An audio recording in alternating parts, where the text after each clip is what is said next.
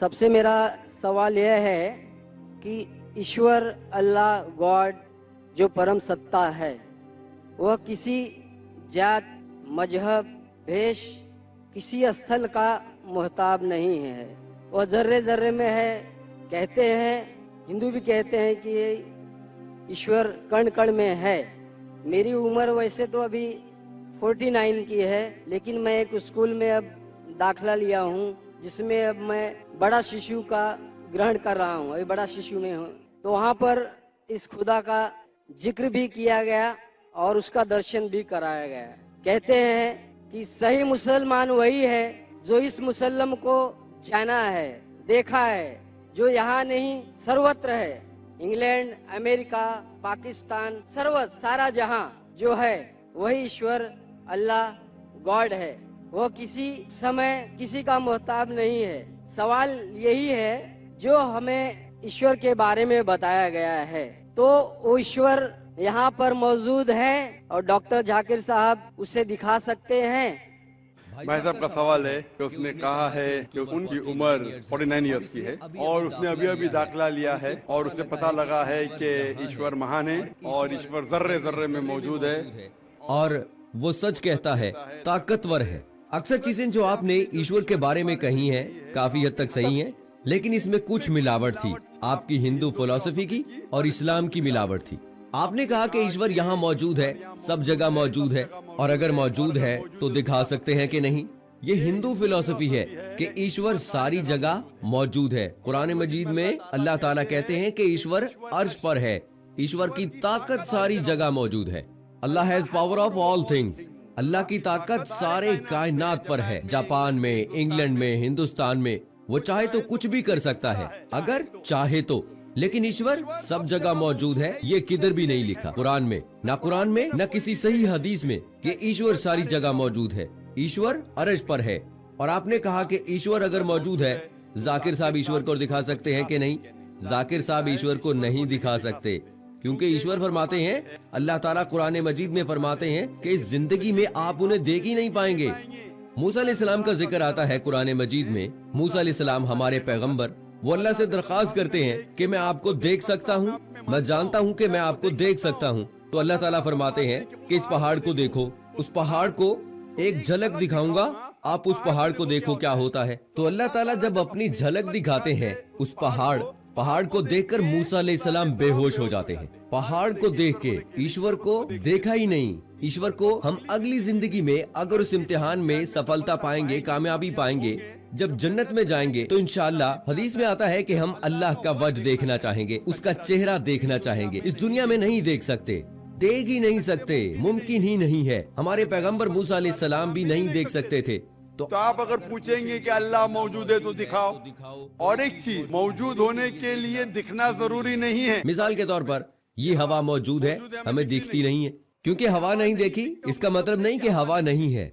हवा अगर नहीं देखी इसका मतलब नहीं कि हवा मौजूद नहीं है।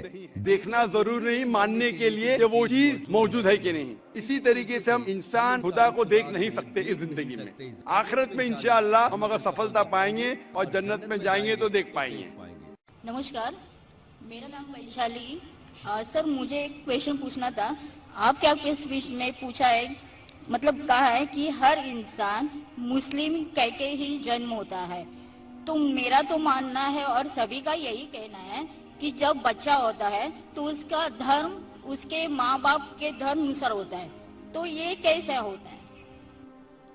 बहन का सवाल है कि मैंने कहा मेरी तकरीर में कि हर बच्चा जब पैदा होता है मुस्लिम पैदा होता है। तो बहन पूछ रही है कि बच्चे का धर्म अपने वालिदैन का धर्म होता है। वो बच्चा पैदा होने के बाद जब बच्चा पैदा होता है तो मोहम्मद सल्लल्लाहु अलैहि वसल्लम फरमाते हैं वो दीनुल फितर में पैदा होता है। मतलब वो वही कर रहा है जो उसका खालिक, उसका ईश्वर, उसका अल्लाह चाहता है। वो सांस ले रहा है उस तरीके से जिस तरीके से अल्लाह चाहता है, उसका खालिक चाहता है। वो जी रहा है उस तरीके से, वो फितरत में जी रहा है। उसके बाद वो अपने वालिदैन के बताए हुए रास्ते पे चलने लगता है। इसीलिए अगर किसी बच्चे पर एक्सटर्नल फोर्स नहीं है, एक्सटर्नल इन्फ्लुएंस नहीं है, इसके बारे में रिसर्च किया गया है। ये दो ट्राइब हैं। ये दो ट्राइब 1950 में साइंटिस्ट इसके पास गए और जानने की कोशिश की कि ये दो ट्राइब इंसानियत के टच में नहीं था। किसी भी मॉडर्न इंसान ने इसके ऊपर इन्फ्लुएंस नहीं किया था। उनका कोई भी मॉडर्न ह्यूमन बीइंग से इन्फ्लुएंस नहीं था। जब रिसर्चर गए और तहकीक की कि उनके जीने का तरीका कैसा है, तो जानने लगे कि वो एक खुदा को मानते हैं, एक ईश्वर को मानते हैं, इसी की इबादत करने के लिए सजदा करते हैं और शिर्क नहीं करते। वो तहकीक करने के बाद पता चला कि वो इस्लाम फॉलो कर रहे हैं। नाम से मुसलमान नहीं थे, लेकिन जिंदगी के बसर करने का तरीका इस्लामिक था। तो इसलिए ये हमें पता चलता है कि अगर कोई बच्चा पैदा होता है और उसे आप अलहदा रखते हैं, उसके ऊपर कोई इन्फ्लुएंस नहीं है, ना वालिदैन का, ना बड़ों का, ना टीचर का, वो बच्चा मुस्लिम जैसा जिएगा।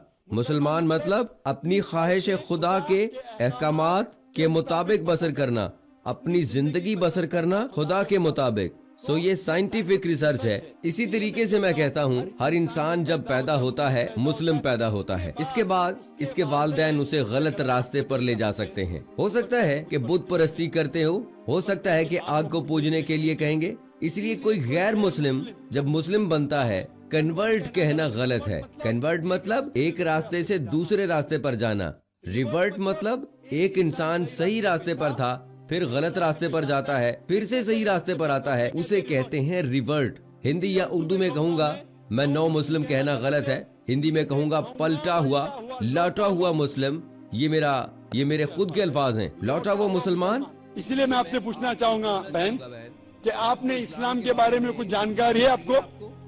सर मैं रहती हूँ डोंगरी पे, मेरा फ्रेंड सर्कल भी ज्यादा मुस्लिम ही है और मैं ज्यादा जानकारी के लिए यहाँ पे हूँ। माशाल्लाह। आप मानते हैं कि खुदा एक है? जरूर। आप मानते हैं कि बुत परस्ती गलत है?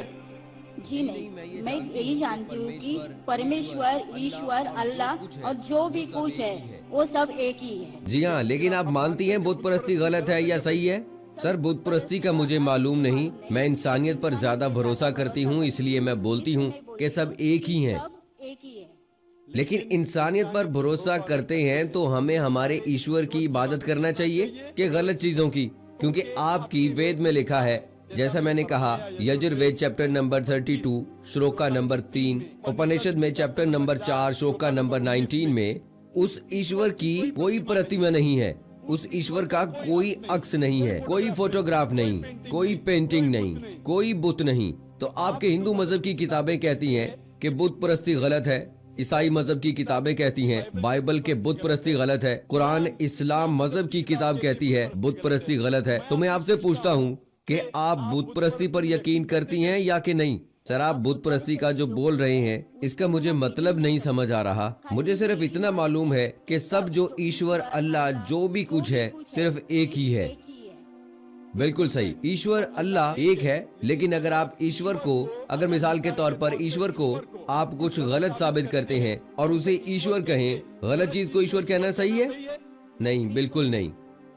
अगर कोई कहेगा कि ये टेबल, ये चेयर ईश्वर है, आप मानेंगी? नहीं, ईश्वर है, लेकिन गलत चीज को ईश्वर कहना गलत है कि नहीं? तो ये मैं पूछता हूँ कि जो चीज ईश्वर कहलवाने के लायक नहीं है, जैसे आपके मजहब की किताब में कहा गया है, उस ईश्वर की कोई प्रतिमा नहीं, कोई बुत नहीं, कोई पेंटिंग नहीं, कोई पिक्चर नहीं, कोई अक्स नहीं, तो मैं पूछना चाहता हूँ कि बुत परस्ती गलत है या सही है? फिर नहीं सर, वो गलत ही होगा। बिल्कुल सही, माशाल्लाह। आप मानती हैं कि बुत परस्ती गलत है? आप मानती हैं खुदा ईश्वर एक है, ईश्वर अल्लाह सब एक ही है? बिल्कुल सही। आप मानती हैं कि मोहम्मद सल्लल्लाहु अलैहि वसल्लम उस अल्लाह के पैगंबर हैं? सर उनके बारे में मुझे जानकारी नहीं है, इसलिए मैं वो मत प्रदर्शन नहीं कर सकती। बिल्कुल, इसलिए मैं चाहूंगा कि खवातीन के शोबे से मैं मेरे एहलिया से फरमाऊंगा कि आपको कुरान मजीद का तर्जुमा दे। आपको अगर हिंदी आती है तो हिंदी में दीजिए, उर्दू आती तो उर्दू में, मराठी तो मराठी, अंग्रेजी में। आप कुरान मजीद का तर्जुमा पढ़िए और इंशाअल्लाह इस किताब के जरिए आप हिदायत पाएंगे। और अगर कुछ भी उसमें मुश्किलात है तो आप जरूर डोंगरी पे रहते, हमारा इदारा भी डोंगरी पे, आप इस्लामिक रिसर्च फाउंडेशन में आ सकते और आपके जो भी शक या शुबह उसे दूर कर सकते। Hope the answer the question. शुक्रिया। सो दोस्तों, ये थी हमारी आज की वीडियो, जिसमें एक हिंदू खातून डॉक्टर जाकिर नाइक साहब से ये सवाल करती हैं कि बच्चा जब पैदा होता है तो उसका मजहब उसके वालिदैन पर होता है, लेकिन डॉक्टर साहब ने बड़े ही खूबसूरत अंदाज में और बहुत अच्छे रेफरेंस के साथ ये बात समझाई है कि जब कोई भी बच्चा पैदा होता है तो वो फितरतन मुस्लिम होता है, लेकिन जैसे जैसे वो बढ़ता है उसकी परवरिश होती है, उसके वालिदैन उसकी परवरिश करते हैं, जिस माहौल में वो रहता है, जो कुछ अपने इर्द गिर्द आसपास देखता है, जिन रस्मों रिवाज को वो देखता है, जिन इबादत को वो देखता है, उसी को अपनाता है। लेकिन फितरतन जो भी बच्चा पैदा होता है वो मुस्लिम होता है। तो दोस्तों ये थी हमारी आज की वीडियो, लेकिन वीडियो के आखिर में आपसे गुजारिश करेंगे कि अगर आपने अभी तक हमारा चैनल सिरातुल हक सब्सक्राइब नहीं किया है तो अभी सब्सक्राइब करें और साथ में बेल आइकॉन को जरूर प्रेस करें ताकि लेटेस्ट अपलोड होने वाली मालूमाती इस्लामी वीडियोस का नोटिफिकेशन आपको बर वक्त मिलता रहे। कमेंट बॉक्स में अपनी राय का इजहार भी जरूर कीजिएगा और मुझे अगली वीडियो तक इजाजत दीजिएगा। फी अमानिल्लाह।